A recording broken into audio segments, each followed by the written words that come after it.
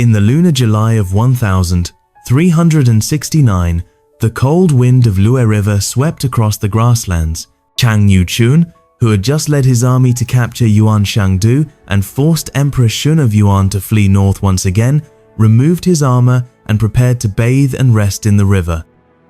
This renowned general, who had marched thousands of miles in just 1 month without ever stopping for worship, suddenly fell ill from the sudden chill and damp, and that very evening he passed away unexpectedly at the age of only 40. When the news reached Yingtian Prefecture, Zhu Yanzhang burst into bitter tears and lamented, "My poems are now all but lost."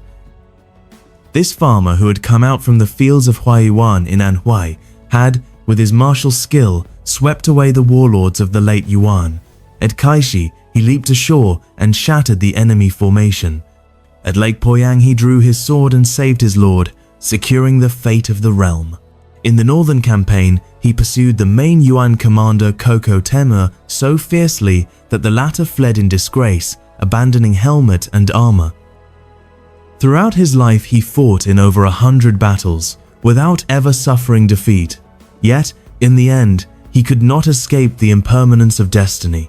The life of Chang Yuchun was the ultimate model of how a small figure could rise in the chaos of the late Yuan.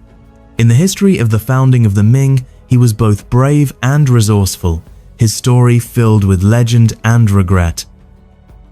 Today, by examining historical records, we will analyze deeply how this most powerful lieutenant, whom Zhu Yuanzhang compared to Han Xin, used his abilities to change history, and what hidden causes lay behind his sudden death. Chang Yuchun's rise was not merely a case of the times create the hero, but the inevitable result of burning passion, strict discipline, and unyielding determination.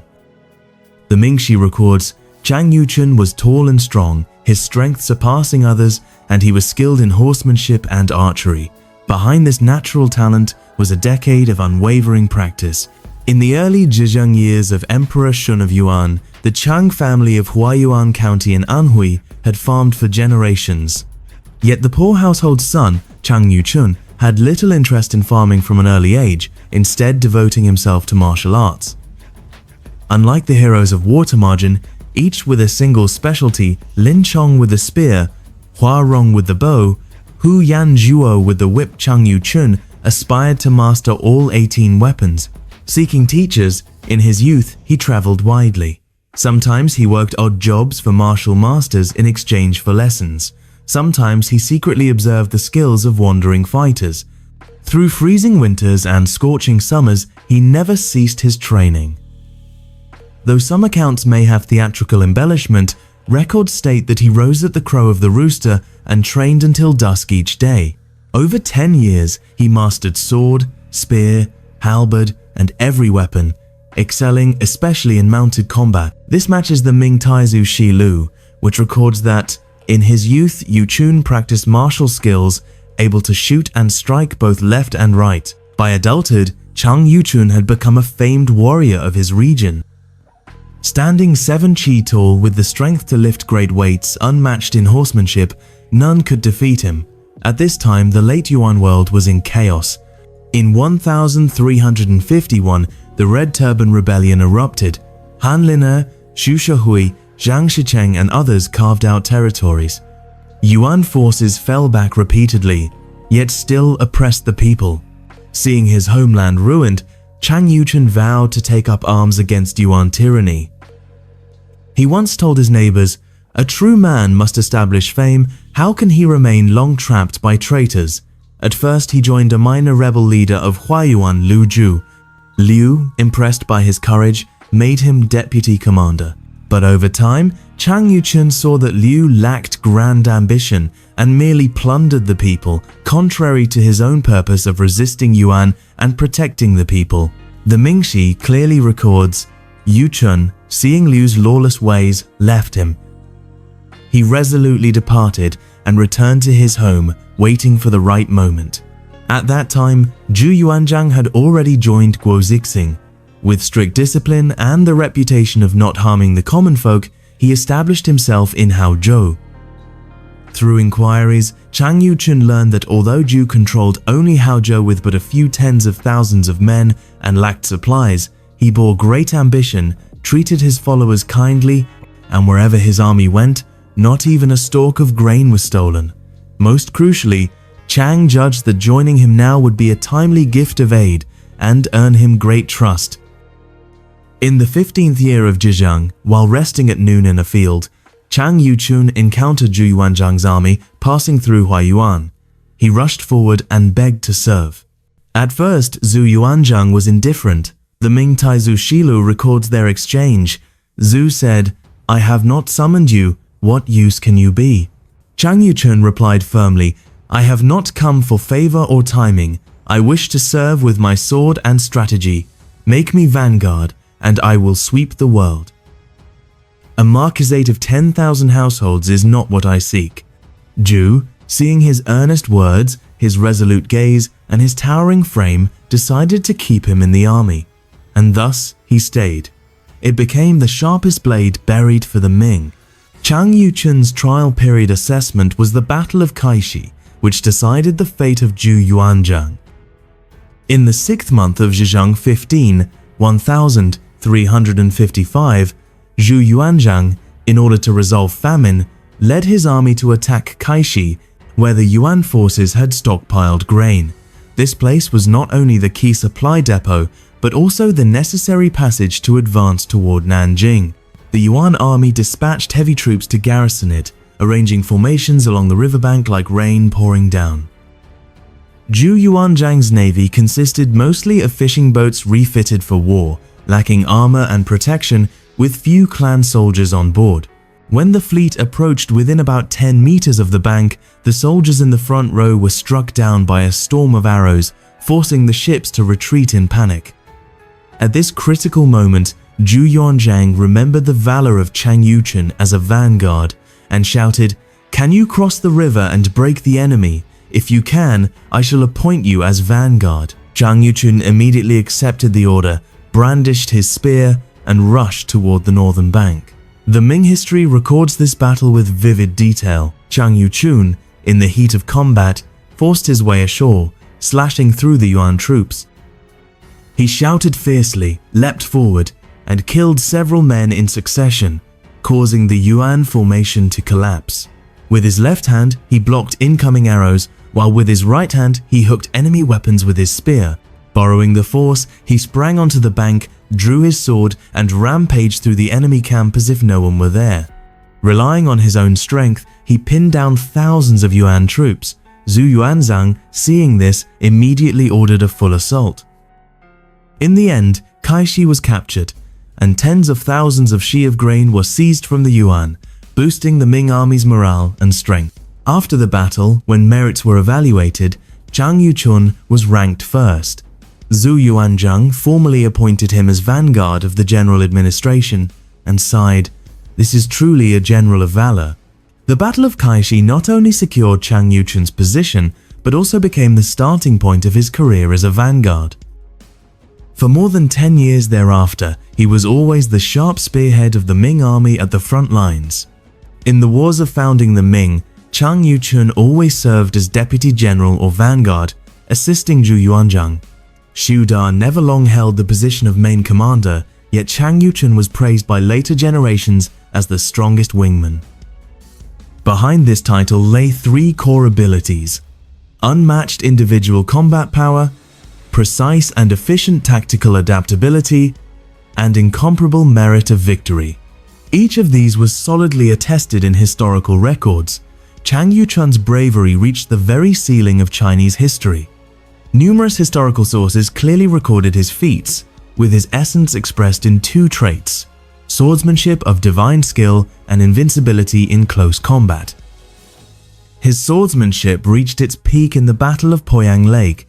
In Zizong 23, 1363, Zhu Yuanzhang and Chen Yuliang engaged in decisive battle on Poyang Lake. Chen Yuliang's fierce general Zhang Ding Bianbian led 3 fast ships charging directly at Zhu Yuanzhang's flagship. Clad in heavy armor, swords could not pierce him, and the Ming archers failed to stop him. As Zhang Dingbianbian was about to board the ship, Chang Yuchun, standing at the central command, drew his bow and shot an arrow that pierced through his armor. Zhang Dingbianbian fell dead on the spot. That single arrow not only saved Zhu Yuanzhang's life, but also lifted the morale of the Han troops, directly reversing the course of battle. In the campaign of Luoyang during the Northern Expedition, Chang Yuchun's swordsmanship once again displayed its might. In Zhejiang 28, 1368, he led 3,000 cavalry across the river to face 50,000 Yuan soldiers. The Yuan army broke at first contact, retreating as they crossed. Chang Yuchun pursued and shot down their riders. The Yuan cavalry fell one by one. The Ming Shilu records that his arrows flew like lightning, with every shot finding its mark. The Yuan army collapsed in total defeat, routed for 50 li. Even Zhu Yuanzhang later remarked, Chang Yuchun's sword can be compared to Li Guang. His prowess in close combat was a legend of the cold weapons era. After Kaishi, in the Battle of Taiping, he was first to scale the city and behead the Yuan commander, opening the way for Ming troops to storm in. During the assault on Kuzhou, he led a death squad climbing the walls, personally slaying the defending officer and opening the gates. The most shocking was the Battle of Taiyuan. In Hongwu 2, 1369, Chang Yuchun assisted Xu Da in attacking the Yuan commander Koko Temur's base camp at Taiyuan. He led several thousand cavalry in a night raid on the enemy camp, charging through the fire-lit chaos like a ghost. Koko Temur, who had just sat down to read military text, heard the turmoil and fled in panic, leaving even his boots behind. In this battle, the Ming captured more than 40,000 Yuan soldiers and seized tens of thousands of war horses. Chang Yuchun's bravery struck such fear that the Yuan shuddered at his name. His core value lay in precisely coordinating with the commander's tactics, filling the gaps of the battlefield. He never underestimated the enemy, but flexibly shifted his role in accordance with the strategic plans of Zhu Yuanzhang and Xu Da. Chang Yuchun perfectly embodied the essence of warfare by winning through uprightness and defeating with strategy. In the battles personally commanded by Zhu Yuanzhang, he was always the sharpest point of breakthrough. In the 3 battles for Jiqing, today's Nanjing, the first 2 times Zhu Yuanzhang could not take the city for lack of a fierce vanguard. In the 3rd attempt, once Chang Yuchun was deployed, he launched a night raid on the enemy camp, beheaded Commander Chen Jiaoshan, and captured over 30,000 men. More crucially, he advised Zhu Yuanzhang to win over the surrendered troops with sincerity, imitating Liu Xiu's method of subduing the Tongma army, thus turning prisoners into loyal soldiers. Within just 10 days, Jiqing was taken, securing the base of Yingtian for Zhu Yuanzhang. At the Battle of Longwan, Chen Yuliang led 300,000 troops directly against Yingtian. Following Liu Ji's counsel, Zhu Yuanzhang allowed the enemy to advance deep, while ordering Chang Yuchun to lie in ambush at Longguan. From Shizishan, Chang Yuchun charged down with his hidden troops, striking Chen Yuliang's forces. In the central battle, he slew over 20,000, while coordinating with Zhu Yuanzhang's main force advancing by land and water. They seized over 100 warships and completely shattered Chen's offensive. Zhu Yuanzhang later judged this battle as the key to founding the dynasty, with Chang Yuchun's merit ranked first. Xu Da excelled at grand strategy and overall planning, while Chang Yuchun specialized in charges, breaking formations, and pursuing fleeing enemies. The two together were called the twin arms of Ming. In Zhejiang 26, 1366, Zhu Yuanzhang ordered Xu Da and Chang Yuchun to attack and destroy Jiang Shicheng. Xu Da set the strategy of striking from the rear, while Chang Yuchun led elite forces through Jiang's hinterland, capturing Wuzhen, Huzhou, and other cities, cutting off his supply lines. At the siege of Pingjiang, Jiang Shicheng defended stubbornly, and Xu Da could not breach the city.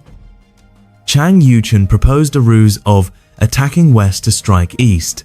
They feigned assaults at the western gate while secretly tunneling toward the eastern gate. Personally, leading men day and night, he completed the tunnels, and the army attacked from both inside and outside, taking the city. Afterward, Xu Da sighed, Without Yuchun, Pingjiang could not have fallen.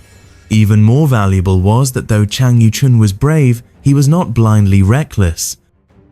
When attacking Kuzhou, Zhu Yuanzhang warned him not to rely on brute force but to use strategy. At first, Chang attacked rashly and failed. He then realized his error, consulted Shu Da's plan of encirclement, built siege engines to feign frontal attack while digging tunnels into the city, and finally took it. The Mingxi records his reflection afterward. What His Majesty said was true: courage without strategy is but the act of a brute. This ability to correct himself transformed him from a mere warrior into a true general.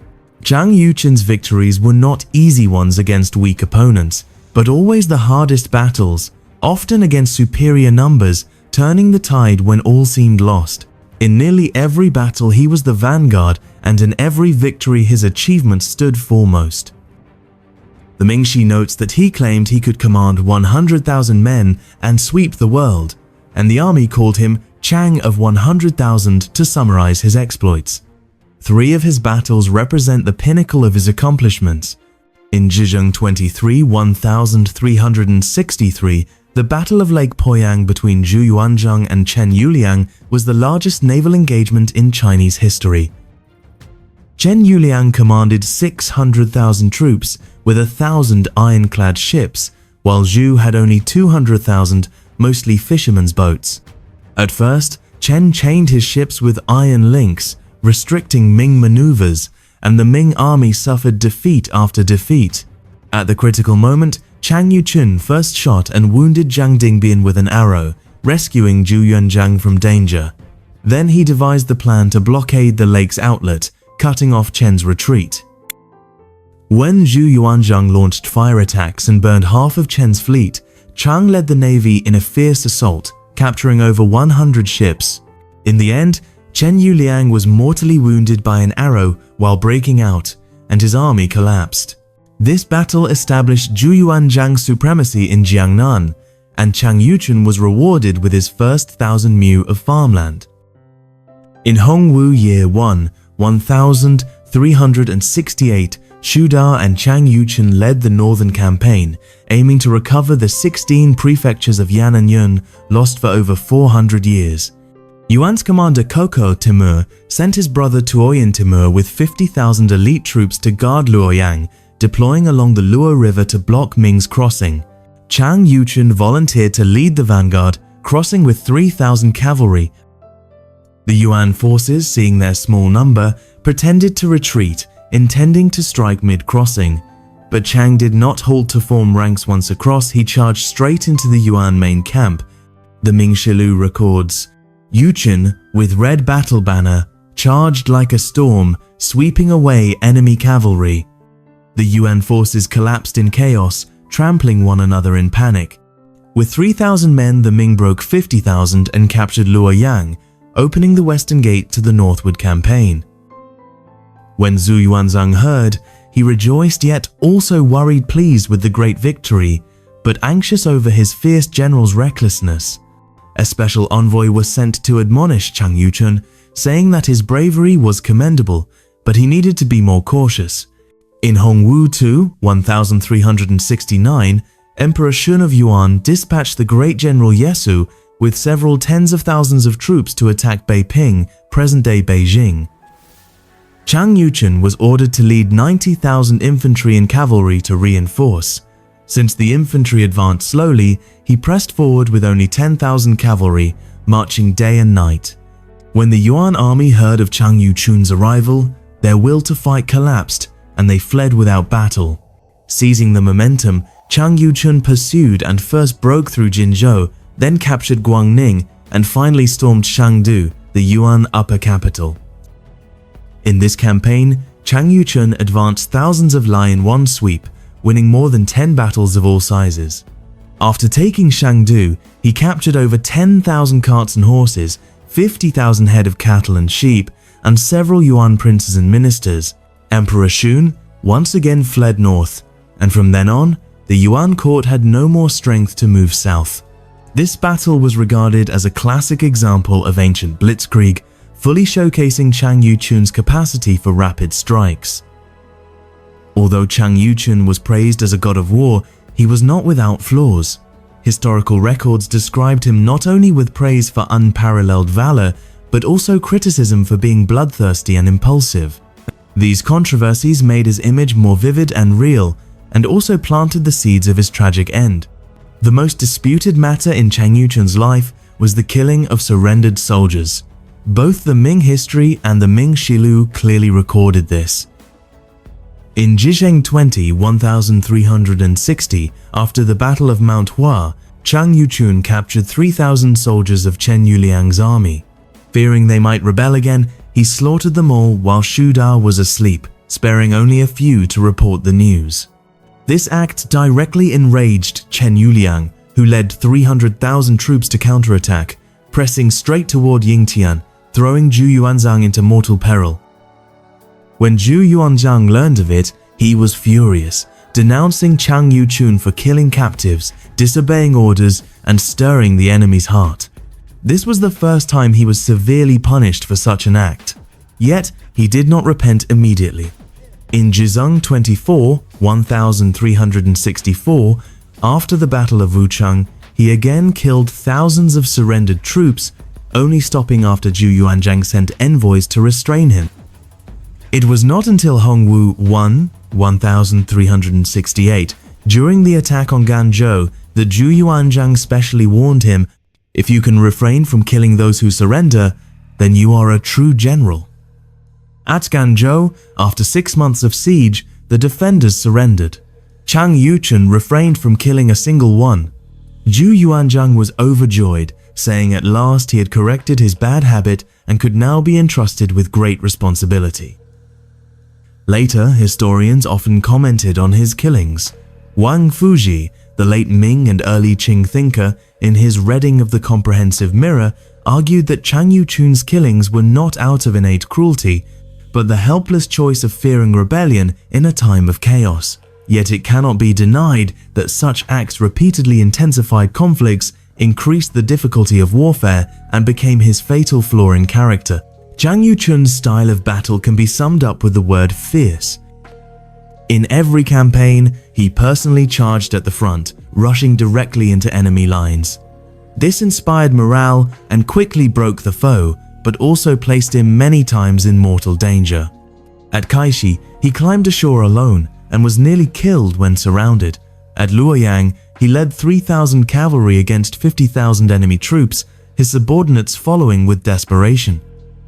Zhu Yuanzhang repeatedly warned him that as a general, he should command from the center, not risk himself at the front. Chang Yuchun always promised to obey, yet still charged recklessly in battle. After the Battle of Luoyang, Zhu Yuanzhang personally went to the front lines and saw his body covered in wounds. He felt both pain and anger, saying, "If you were to fall, how could I endure it?"